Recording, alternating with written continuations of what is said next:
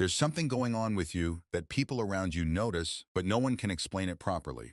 They look, they pause, and then they speak. You don't look that age, and you smile but inside a question keeps hovering. Why? It's not just the physical appearance, it's something else. It's an energy, a lightness, a way of moving through the world that doesn't seem to match how much you've lived, suffered, lost, and rebuilt.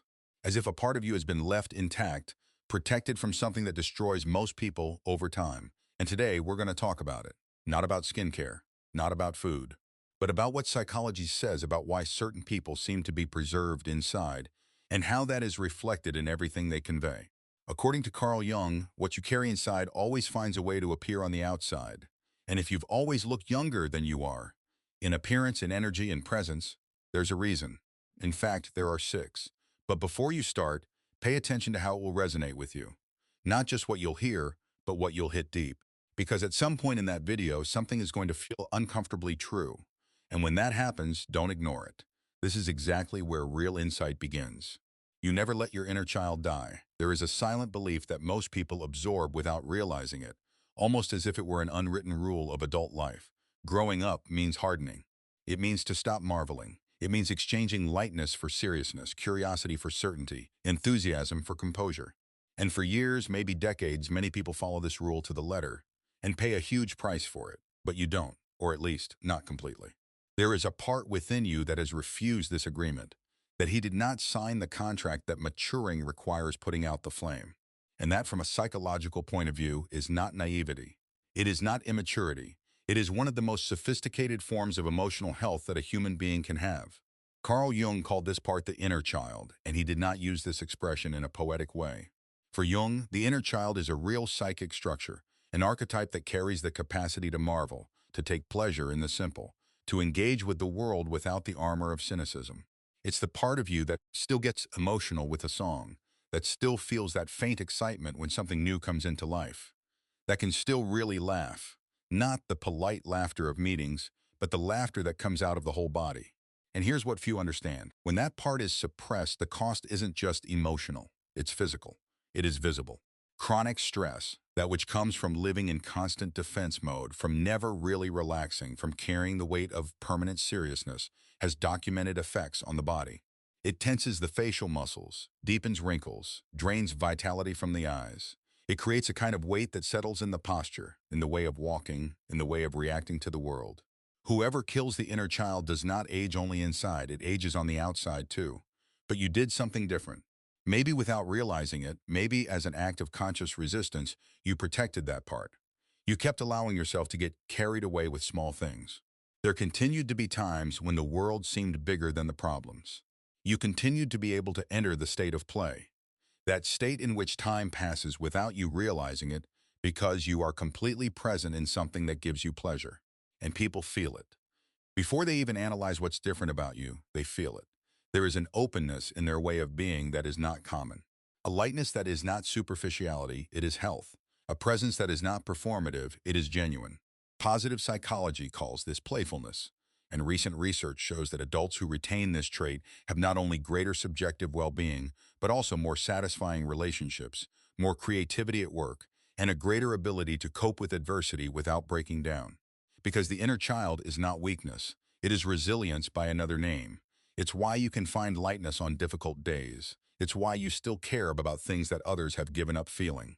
It is the reason why there is something alive in your eyes that has nothing to do with your date of birth. The world will keep trying to convince you that you need to be more serious, that you need to grow up for good. That part of you that is still enchanted by the world is something you need to overcome. Don't believe it. That part of you is not a childhood residue that you forgot to eliminate. It is a heritage that you, consciously or not, have decided to preserve. And it shows up in your energy, in your presence, in the way people look at you and, without being able to explain it, feel that there is something different about you.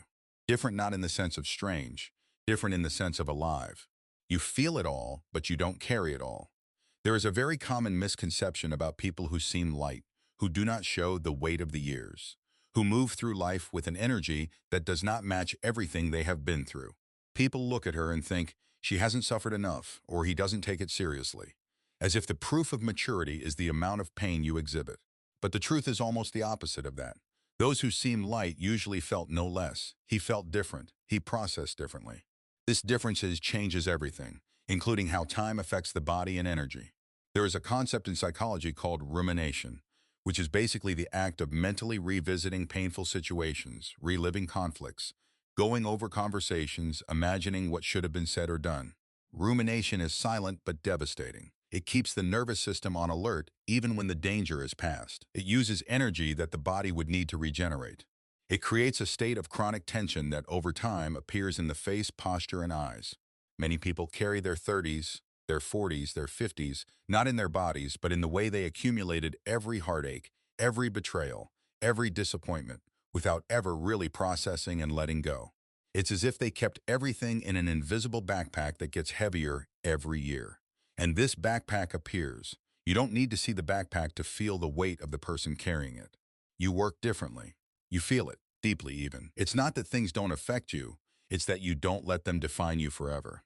You can be at the bottom of the well, and at the same time, know that the well is not your permanent home. You can feel the pain without becoming the pain. In psychology, this is called emotional regulation, and it's one of the most valuable and least talked about skills a human being can develop. It's not about not feeling. It's about feeling without drowning. It's about letting emotions wash over you like a wave, instead of letting them swallow you up. And here's something fascinating that neuroscience has been studying in recent years. Emotions that are felt and expressed properly dissipate. They have a beginning, middle, and end. But emotions that are suppressed, buried, pretended not to exist, those remain. They settle in the body in the form of muscle tension, high blood pressure, chronic fatigue, inflammation. The body holds what the mind refuses to process. When you learn, consciously or not, to feel without repressing and to let go without hardening, you're literally protecting your body from the accelerated aging that comes from unresolved stress. This does not mean that you are a person who gets through it easily. It means that you have developed throughout your life a kind of emotional wisdom. You know that holding it doesn't solve it. You know that the cry that comes out cleans up more than the cry that gets stuck. You know that naming what you feel is already half the battle to not carrying it forever. And the people around them realize this, even without having words to describe it. They feel like you're not holding a grudge where you could be, that you're not stiff where life could have hardened you, that there's a fluidity in you that's not naivete. It's emotional intelligence working in silence. Lightness is not the absence of depth. It is the ability to be deep without sinking, and you've learned that one way or another. Perhaps through pain, perhaps through observation, perhaps simply because something in you has always known that carrying forever tires more than it is worth. Whichever way you go, the result is the same. You carry less than most. And it shows in your energy, in your presence, in the way time seems to have been kinder to you than to others who have experienced similar things. You live here, not what's been. If you could observe the mind flow of most people during an average day, you'd be amazed at how much they're not where their bodies are. They are in the past, revisiting conversations that have already happened, going over mistakes that cannot be undone, living and reliving situations that have already ended. Or they are in the future, anticipating problems that may never happen, building catastrophe scenarios, feeling today the weight of something that may not even exist tomorrow. The present, that place where life really happens, is empty. And this emptiness has a cost. The mental strain generated by living outside the present is not abstract, it is physical. The human brain doesn't distinguish very well between a real threat and an imagined threat. And when you're worried about the future or distressed about the past for hours a day, your nervous system responds as if you're constantly in danger. Cortisol rises, inflammation increases, sleep gets worse, the energy drains, and over time it shows up in the body in ways that we often call simply aging. But much of what we call aging is actually accumulated stress. You have a different relationship with time. Not perfect, no one has, but different. There's something about you that, more than most people, gets to be here. He manages to be in this conversation, in this meal, in this moment, in this landscape. You can give real attention to what is in front of you without the mind already being somewhere else. This may have come from many different paths. Perhaps from a conscious practice, meditation, prayer, some form of intentional silence. Perhaps of a personality naturally more anchored in the concrete. Perhaps from experiences that have taught you, in the hardest way possible, that the present is the only place where you really have any control. Whatever the origin, the effect is the same. You don't spend as much energy living in places that don't exist. Jon Kabat-Zinn, one of the most influential researchers in the field of mindfulness, has spent decades studying the effects of what he calls presence on the body and mind. What he found is consistent. People who develop the ability to be in the present have lower cortisol levels, better immune function, less chronic inflammation, and, in ways that initially seemed surprising but now make perfect sense, slower aging on measurable biological markers. Presence is not just a spiritual quality, it is a practice with real physical consequences. And there is something more subtle than that. When you are present, your facial expressions change. There is less tension in the forehead, less twitching around the eyes, less tightness in the jaw. The face of someone who is constantly worried or ruminating looks very different from the face of someone who, even though he has lived a long time, manages to be here without carrying the weight of every single thing that has ever happened. People who look at you and tell you that you don't look your age are responding to that too. Not only to what they see, but to what they feel when they are in their presence. There is a quality of attention in you that is increasingly rare. When you talk to someone, you're there. When you are in a place, you are in that place. And that this real presence is perceived as something that most people have missed and don't know exactly what it is, but recognize immediately when they find it. Living in the present is not denying the past or ignoring the future. It's simply not letting either of you steal the one moment you really exist, now. And you somehow learned that, or always knew, or he was forced to learn. Regardless of the path, you've reached a place that most people never reach, and that makes all the difference in how you carry your years. You stopped fitting in where you couldn't fit.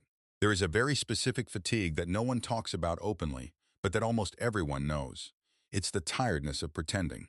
To perform a version of yourself that is not exactly you, but that seems more acceptable, more palatable, more appropriate for the environment you are in. It's the tiredness of holding on to what you think, of adjusting what you feel, of bending who you are to fit into spaces that weren't made for you. This fatigue is silent, but it is voracious.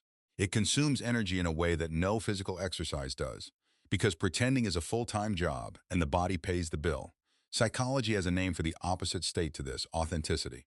And it is not a soft or vague word. It is a concept with measurable consequences on physical and mental health.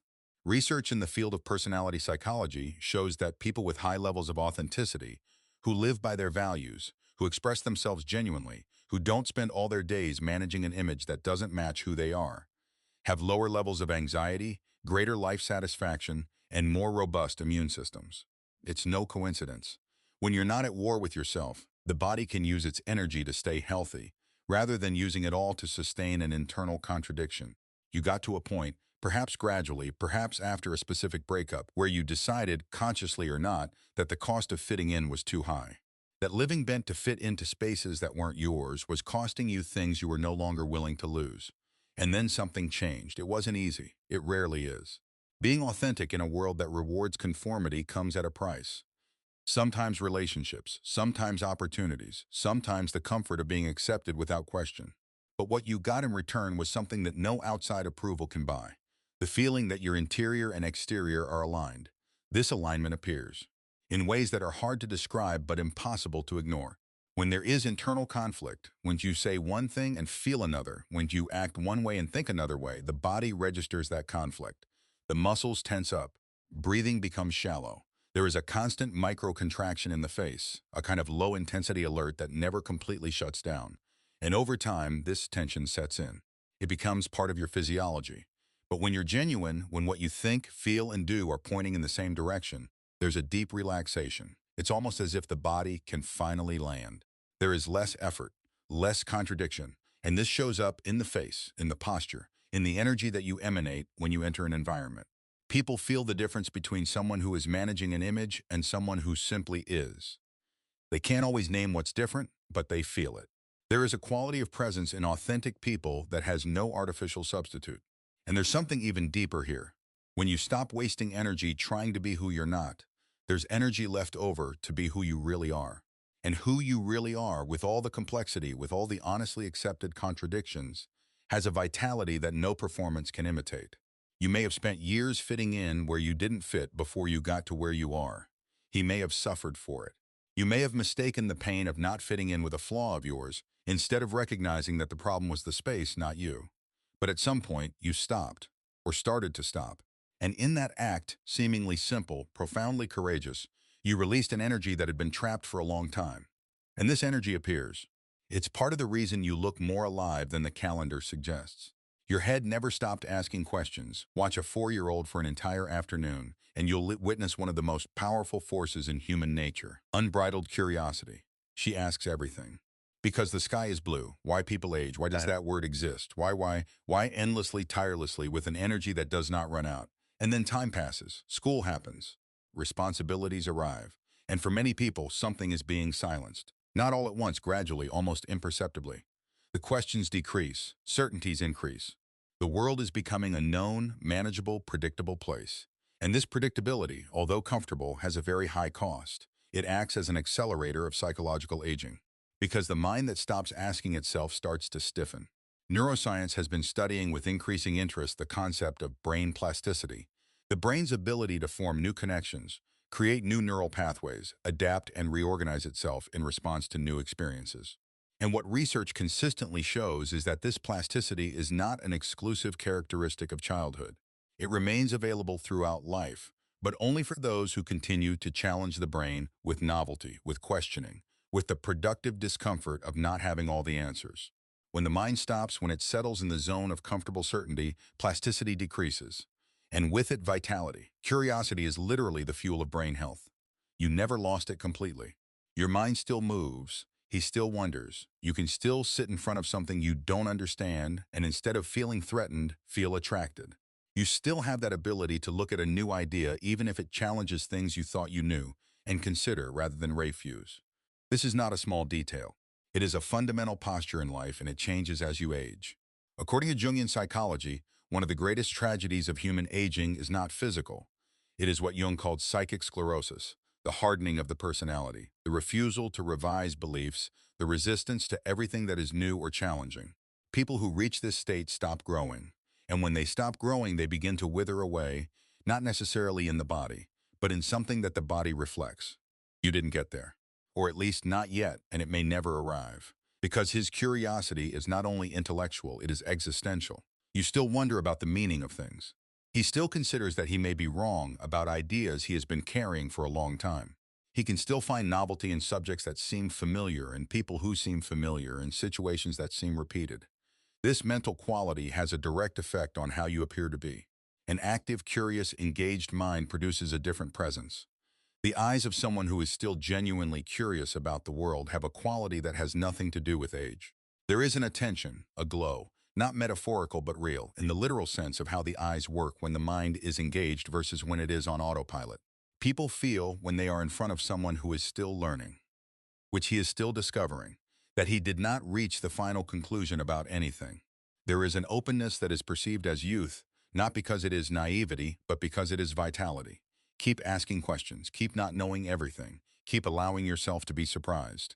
Because the mind that remains curious stays young, as a metaphor, but as a neurobiological fact. You're in no hurry to get anywhere. There is a silent epidemic that no one calls by name, but that you immediately recognize when you observe the people around you. It is the existential haste. Not the rush to get to work on time, that's just a symptom. It's a deeper, more anxious, more urgent hurry. The feeling that you're late, that time is passing too fast. That you should be farther away, have achieved more, be more than you are now. This rush has no fixed address. She lives in constant comparisons. It dwells in the feeling that others are moving forward while you are standing still. It grows when you look at a life that looks different from the one you imagined having at this point. And it ages people from the inside out. The chronic pressure to need to be more activates the same physiological mechanisms as stress. Because for the body, urgency is urgency, regardless of whether it comes from a predator or a comparison on social networks. Cortisol rises, inflammation increases, sleep fragments, immunity drops. And over time, this state of permanent alert takes its toll in forms that appear on the body, on the skin, in the eyes, in the posture. You have a different relationship with time. This does not mean that you are complacent, unambitious, or indifferent to the future. It means that you have developed, again, consciously or not, an ability to walk without running, to have goals without becoming a slave to them, of wanting things without turning wanting into torment. There's a fundamental difference between motivation and despair, and many people spend years confusing the two. Motivation moves you toward what you want. She has energy, but she also has patience. She knows that processes have their own time and respects that. It allows you to be present on the journey, rather than always arriving at a destination that never seems enough.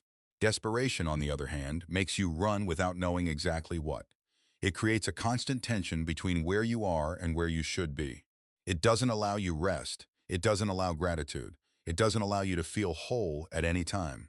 Because there's always something more to conquer. There's always someone else ahead. There's always a better version of you that hasn't been achieved yet. You have learned or been taught by life to distinguish between these two things. Maybe it was through total exhaustion that forced you to stop. Maybe through a loss that showed you how much you were ignoring what really mattered while running towards what you thought you needed. Perhaps through an accumulated wisdom that at some point made you realize that life is not a race with a finish line, and that treating it as if it were wastes exactly the moments that later you will want to have lived with more presence. Whatever the path, you have come to a place of greater equanimity. You still want it. You still seek. You still have dreams and direction. But you're not at war with time. You don't wake up every day with the feeling of being late. You can appreciate where you are while still wanting to get to other places, and it shows, in a way that is almost impossible to fake.